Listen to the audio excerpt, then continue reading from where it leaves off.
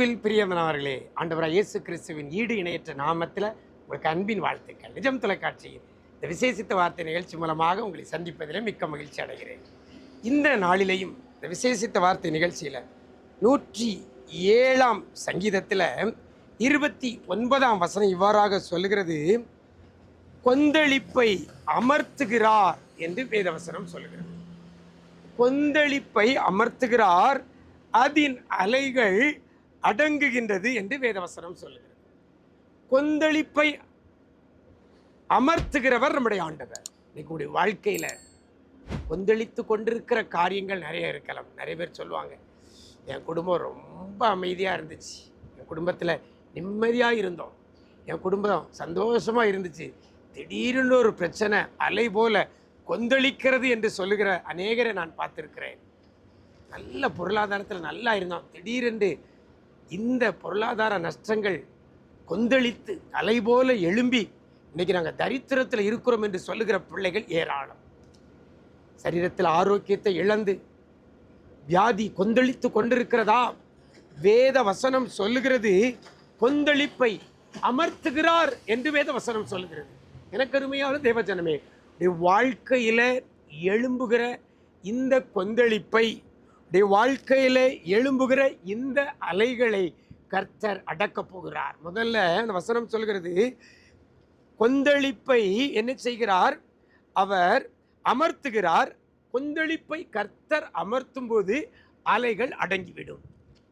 அலை போல எழும்புகிற பிரச்சனைகள் அடங்க வேண்டுமானால் முதல்ல அலை எழும்புவதற்கு காரணமாக இருக்கிற அந்த கொந்தளிப்பை கர்த்தர் என்ன செய்கிறார்? அமர்த்துகிறார். எனக்கு அருமையான தேவஜனமே, இறைகிற கடலை அலையை கர்த்தர் அதட்டி அதை அமர்த்தினதை நம்முடைய வேதத்தில் வாசிக்கிறோம். உங்கள் வாழ்க்கையிலையும் சரி, உங்கள் தொழிலையும் சரி, நீங்கள் வேலை பார்க்குற இடத்துலையும் சரி, இருக்கக்கூடிய எல்லா கொந்தளிப்புகளையும் கர்த்தர் இந்த நாளில் அமர்த்த போகிறார். விசுவாசிக்கிறீங்களா? யாருடைய வாழ்க்கையில் இருக்கக்கூடிய கொந்தளிப்பை கர்த்தர் அமர்த்துகிறார் அப்படின்னு பார்த்தீங்கன்னா, அதுக்கு முந்தின வசனம் சொல்கிறது, தங்கள் ஆபத்திலே அவர்கள் கர்த்தரை நோக்கி கூப்பிடுகிறார்கள்.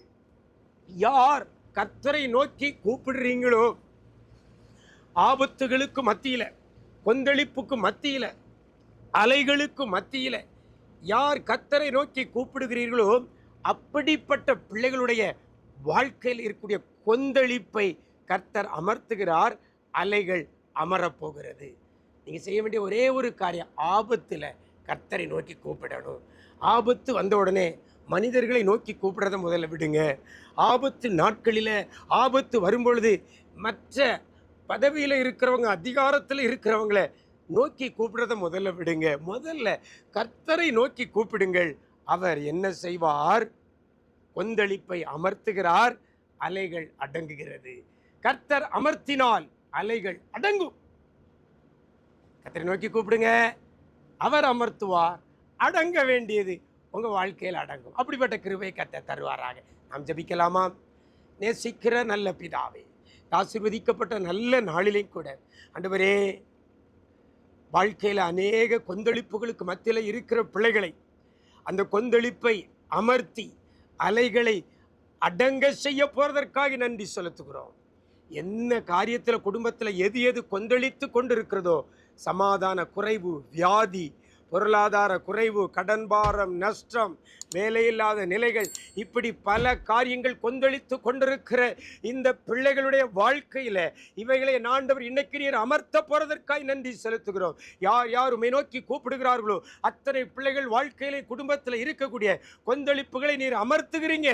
அலைகள் அடங்க போறதற்காக நன்றி செலுத்துகிறோம். இப்படி வாழ்க்கையில் அமைதியாக ஆண்டவரே பிள்ளைகள் வாழ்க்கை பயணத்தை தொடங்க என் ஆண்டவர் கிருபை செய்வீரா. இந்த நாள் முழுவதும் இப்படி பிரசனத்தில் மூடிக்கொள்ளுங்க. கிருபைகள் பெருகட்டும். மீட்பர் இயேசுவின் மூலம் ஜெபிக்கிறோம் நல்ல பிதாவே, ஆமென், ஆமென். பிரியமானவர்களே, கர்த்தரை நோக்கி கூப்பிடுங்க. ஆபத்தில் கர்த்தர் உங்கள் கொந்தளிப்பை அமர்த்தி உங்கள் அலைகளை அடக்குவார். அப்படிப்பட்ட கிருபை கர்த்தர் தருவாராக. God bless you.